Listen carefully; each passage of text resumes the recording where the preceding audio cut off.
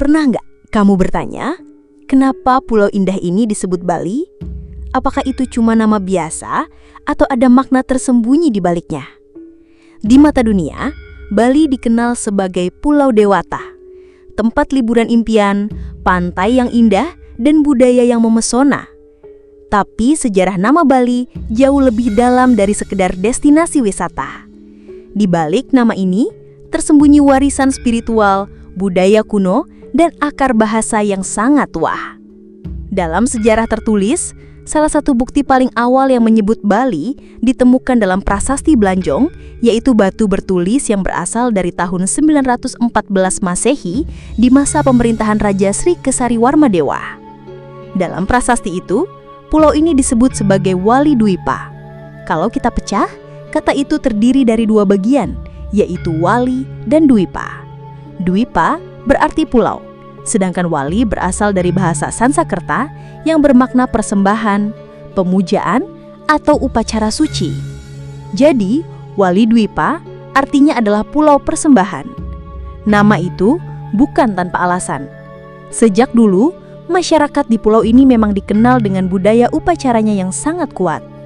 Ritual, sesajen, dan persembahan kepada para dewa dilakukan hampir setiap hari, bahkan hingga hari ini.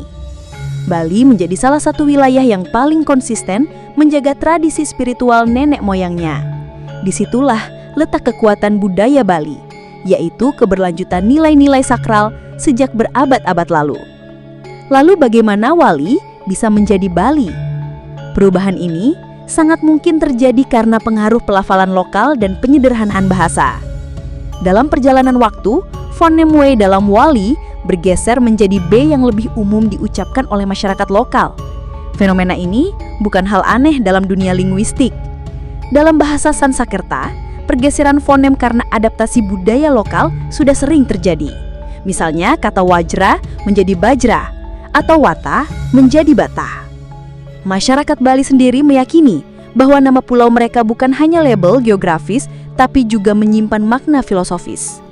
Bali adalah tempat berwali, tempat memberikan persembahan, tempat menjaga keseimbangan antara manusia, alam, dan para dewa. Konsep ini dikenal dalam filosofi Bali sebagai Trihita Karana, yaitu tiga harmoni antara manusia dengan Tuhan, manusia dengan sesama, dan manusia dengan alam. Dalam teks-teks kuno dan lontar seperti Usana Bali atau tuturan Batur Kalawasan, Bali digambarkan sebagai wilayah yang suci. Bahkan dalam beberapa mitologi, Bali dianggap sebagai pusat dari mandala spiritual, tanah yang dikelilingi oleh kekuatan gaib penjaga dari 4 penjuru. Nama Bali tidak hanya merujuk pada wilayah, tapi juga identitas spiritual suatu bangsa yang hidup selaras dengan semesta. Selain itu, ketika agama Hindu dan Buddha berkembang di Nusantara, Bali menjadi salah satu wilayah yang paling kuat mempertahankan ajaran-ajaran spiritual dari India. Tapi mereka tidak meniru mentah-mentah, justru menciptakan bentuk unik dari Hindu Bali yang penuh adaptasi lokal. Inilah yang membuat Bali begitu istimewa, bukan hanya pelestarian, tapi penciptaan kembali identitas dengan akar yang kuat. Beberapa sejarawan juga percaya bahwa nama Bali berkaitan dengan legenda Bali Dwipa, tanah yang disebut dalam beberapa teks India kuno. Walaupun belum bisa dipastikan, teori ini menunjukkan bahwa nama Bali sudah menggema bahkan di luar Nusantara, mungkin sejak abad-abad awal Masehi. Jadi, ketika kita menyebut nama Bali, kita tidak hanya menyebut nama sebuah pulau, kita sedang menyebut identitas budaya.